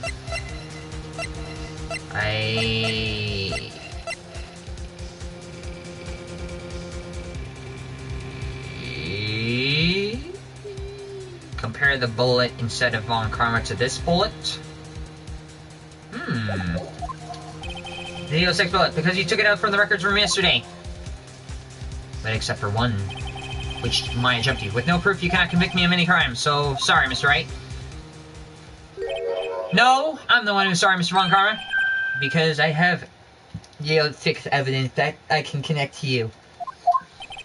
You're close, 1 day away from freedom. But you see, I have proof. What? Who would have thought you had dug your own grave trying to commit Edgeworth? I can link that bullet to your shoulder to the DL6 incident. And then here's my final proof. This bullet! That's a bullet? Where did you get that? This is the bullet used in the DL6 incident. This was taken from the heart of the victim, Mr. Gregory Edgeworth. The bullet is preserved quite nicely with the ballistic markings intact. Ballistic markings. The fingerprints of a gun. You may recall the term. It came up in the first trial 2 days ago. Ballistic markings are the fingerprints of a weapon. All bullets fired from a gun are marked with the weapon's unique pattern. By examining the markings, you can tell which weapon fired the bullet. It's quite accurate. So if you take the bullet out of Von Karma's shoulder and compare the 2 bullets, we have put 2 bullets in a position. One, the bullet removed from Gregory Edgeworth's heart, and the other, Mr. Von Karma, is the bullet buried in your shoulder. We could analyze both bullets, and then if the markings matched, we would know that both bullets have been fired from the same gun. The very same pistol, in other words, the murder weapon that killed Gregory Edgeworth. Mr. Von Karma, you will let us remove the bullet from your shoulder. Then we'll compare the ballistic markings to those on the bullet. And solve this case once and for all. Well, Mr. Von Karma?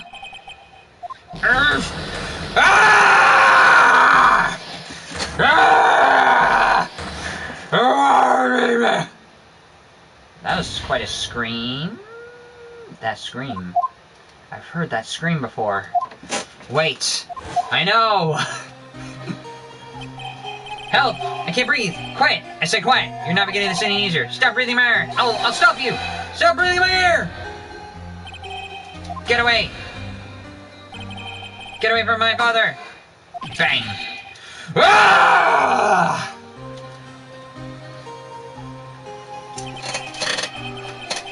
It's that scream I've heard in the elevator 15 years ago. Von Karma! It was you who screamed! Ooh. Mr. Von Karma? Edgeworth! Edgeworth! Only you would dare defy me! So it was you. You and your father are my curse. Your father shamed me with a penalty on my record. And you left a scar on my shoulder that will never fade. I will bury you. 15 years earlier. Chief Prosecutor, I am sorry. Von Karma, it's not like you to make this kind of error. I never would have thought that Edgeworth would be the one to catch you. I was careless. I'm sorry, but you'll have to be penalized. I've covered for you in the past, but not this time. Edgeworth. It was a shock like none I had ever known. Me? Penalized. So we're really hearing Von Karma's perspective on this part. Penalized? It took hours for me to regain my composure. Suddenly I found myself in the darkness. I was in the court records room. It must have wandered there without thinking there where I was going. The room was pitch black. The lights must have gone out. I went out into the hall and felt my way around the elevator. I pressed the button, but nothing happened. Then, there was a noise. I was in pain, a horrible burning pain in my shoulder. Just then, the lights came back on, the elevator door opened before my eyes. Ooh, we're really putting Von Karma's perspective. I saw 3 people inside, all lying unconscious from the oxygen deprivation. Much to my surprise, a pistol lay at my feet. I knew then it was destiny.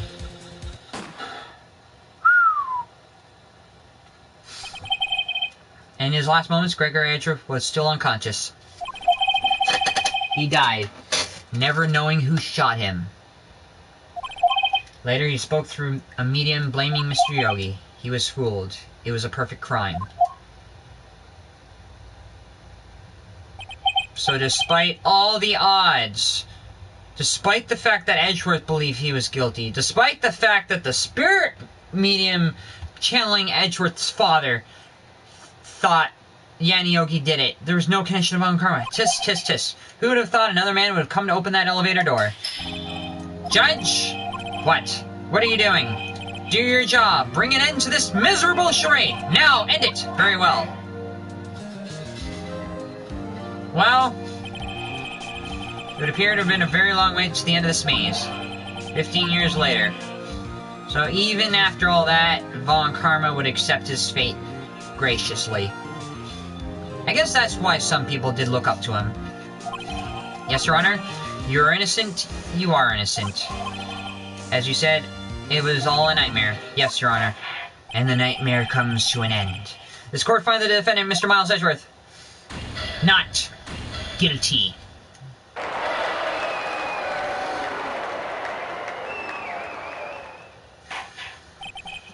That is all. This court is adjourned. December 28th, 5:38 p.m. District Court, Defendant Lobby Number 2. Oh, it's finally over! I did it! Nick, we did it! You can see his face. Von Karma looked even paler than usual. He's pretending to be all cool, but inside you crushed him, Nick. Crushed! I gotta say, I'm impressed. It was pretty close, though. I was sure we had it. I know, I was on the verge of tears the whole time myself. But now it's all just a good memory. So it's over, Edgeworth.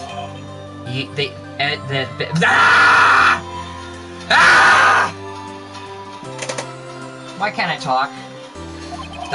Right, yeah? I'm not sure how to say this. I know, try, thank you. I see. Is it really over? Yes, it is.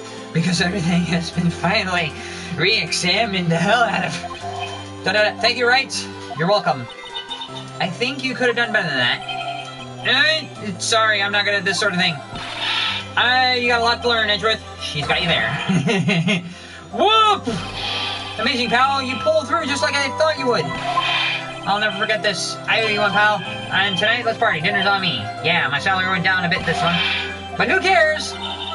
See, Mr. Edgeworth, you should take a lesson from Detective Gumshoe. That's how you say thank you.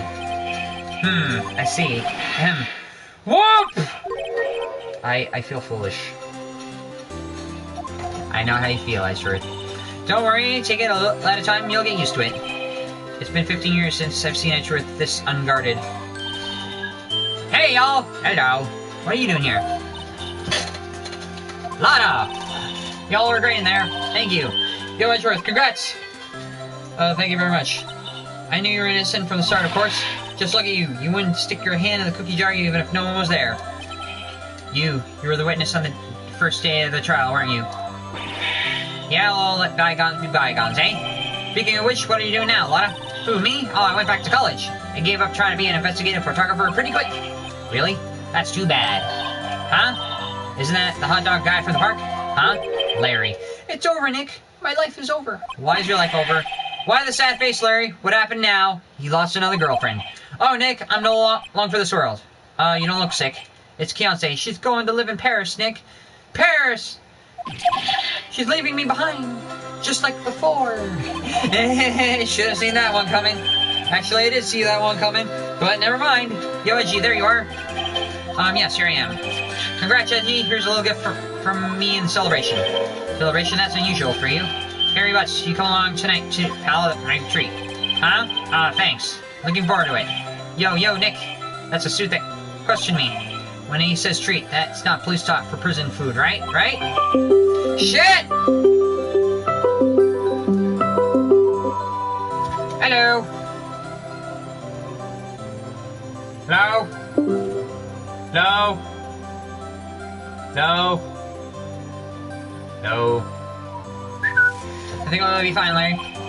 Yeah? What's up? That envelope that Larry gave me money, it's got money in it. Well, yeah, that's not strange. People give money away to celebrate sometimes. It's $38, right? Is that the same $38 from the classroom trial? Huh? What a weird amount. I mean, it's not a little bit, it's not a lot either. $38 exactly. Nick, wasn't that the exact amount of lunch money that was stolen from Edgeworth in school? $38. No. No! Larry, it was you! What are you surprised about, right? Huh? Larry was absent that day from school, right? But that doesn't automatically rule him out as a suspect. What? Think back to that day 15 years ago. Larry took that day off, but he was bored, so he came to school anyways. And he saw the money lying there, and the rest is history. I never was good at history. Heh. Edgeworth, you didn't know, did you? I suspected. I just couldn't picture Larry protecting you like he did that day. Everyone else was saying you did it. The whole class was against you, remember? Someone liked one of your activities, Ray Fox ideas. Remember? Yeah, too well. Right? You may not know this, but we used to have a saying back in school. When something smells, it's usually the butts. I know. I'll be home in a bit. Will you be free to talk in 20... Yes. Well, this sure is an unexpected turn of events, eh, Edgeworth? You should have told me. Now, Nick, it was 15 years ago. Don't think the statute of limitations has run out, Mr. Edgeworth? I'd say so, yes. There, you have it. Grr, where does that leave me? I became a defense attorney because of what you two did. Well, you've always been something of an insufferable emotionalist. So, my whole life history has been a lie. Yeah, and you get worked up too easily, too. Death! The death sentence for both of you. Man, if only I known I'd become a prosecutor. The same goes for me, only the other way around. For the longest time, I think I might have killed my own father. I thought I might be a criminal. I became a prosecutor in part to punish myself. If I had known the truth, I might have become a defense attorney after all. Edgeworth. Want to switch, Wright? If Phoenix Wright is a prosecutor and Edgeworth is a defense attorney? Hey, y'all, line up. I'll take a photo. Hey, photo time. Let's go. And after that, dinner on me. So that's it. Detective Gunshoe took us out of the town tonight. We celebrated Edgeworth's newfound freedom, even though Edgeworth himself was still in detention. December 29th, 5:02 a.m. Wright and Cole offices. Whoa, I went a little overboard yesterday. My head hurts. Huh? It's still only 5. Maybe I should go back to sleep. What's this, a letter? Good morning, Nick. You were really impressive yesterday. Seeing you made me think of what I'm doing here. I'm a spirit medium in training, of course. I want to help Mr. Edgeworth, too. I want to help you, but I couldn't. I was useless. So I decided to go back to my training. I'll become a full-fledged spirit medium for starters. I couldn't say it to your face, so I left this letter. Goodbye, Nick. So Maya had to leave. Goodbye. What time is it? Gah! The first train for the mountain has already left. To the station.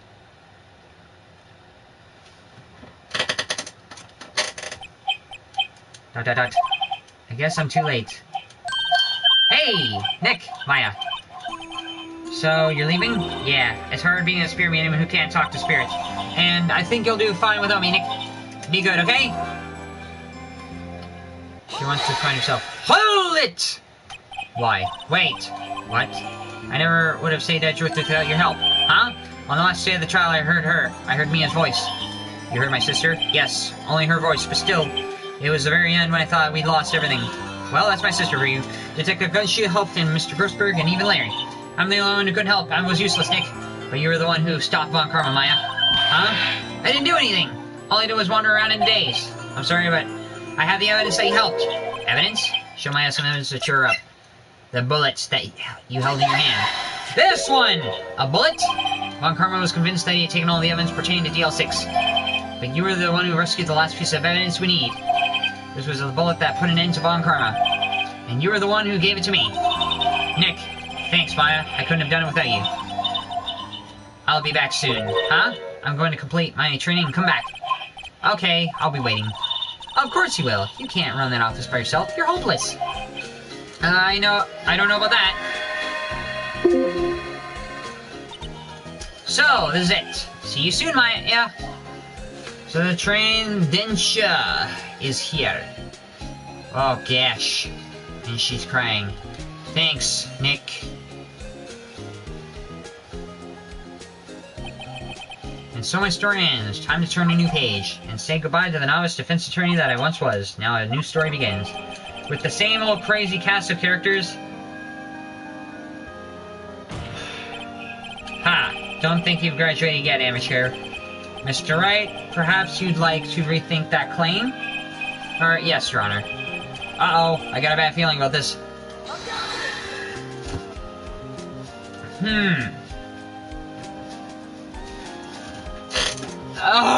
Shoot the kami. Oh, that was fun! This game was fun! It was fun!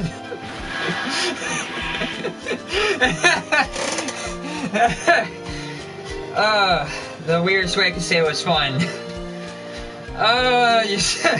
Normally I come up with something nuanced, but yeah, I liked it. I liked this game. It got my noggin going.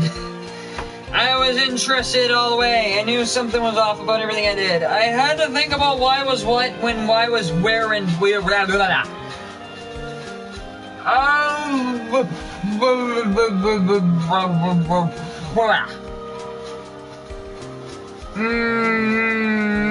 It's credit time. Graphics. Iwamoto. Oh my god, it's been a long... How many live streams have that been? 10? And that's just the first game! There's 2 more! No, you're not ringing my own bell, but I sort of taught him everything. I'm sure he's grateful. Who?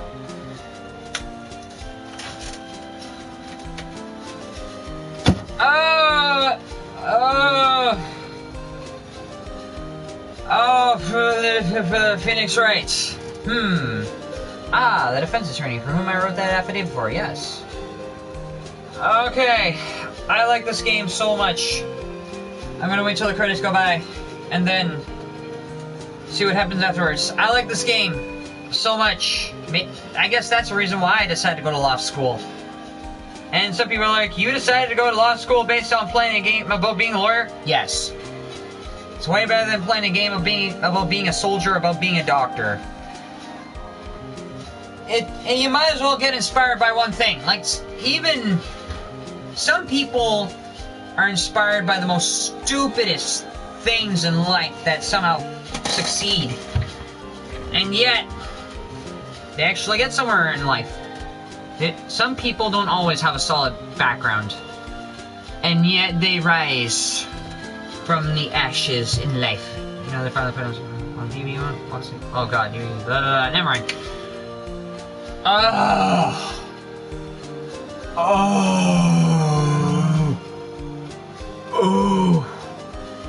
It hurts so much. Really round up the Pink Princess's hit. I'm sure of that mystery. My head hurts so much. I need to lie down.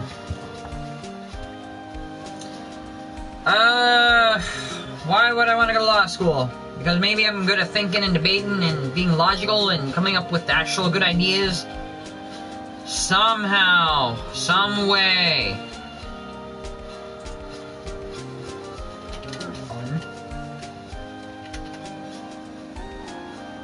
Why? Okay.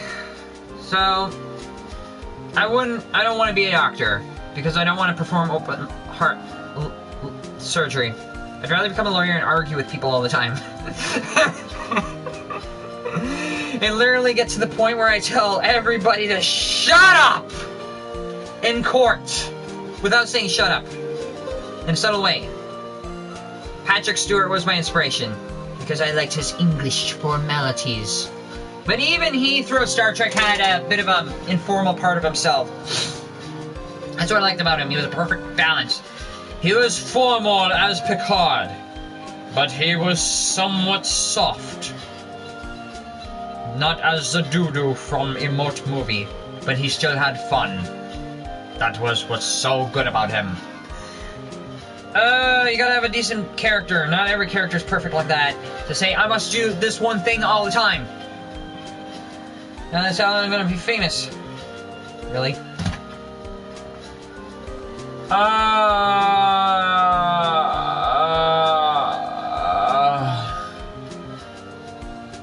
What? Oh, there it is. Oh god, that's sad to see Mia there in spirit. Victory! With everybody being there. By Capcom. Oh! What? Turnaround goodbyes. A brand new episode has been added. What the hell? Where did this come from? Rise from the ashes. There's actually another episode? Save progress up to the point. Episode 5. Rise from the ashes. What the hell is episode 5? Rise from the ashes. I thought it was on the next game, but I guess there's one more I gotta go to? That's it! That's enough live stream for now. I need to take a break. Alright? Let's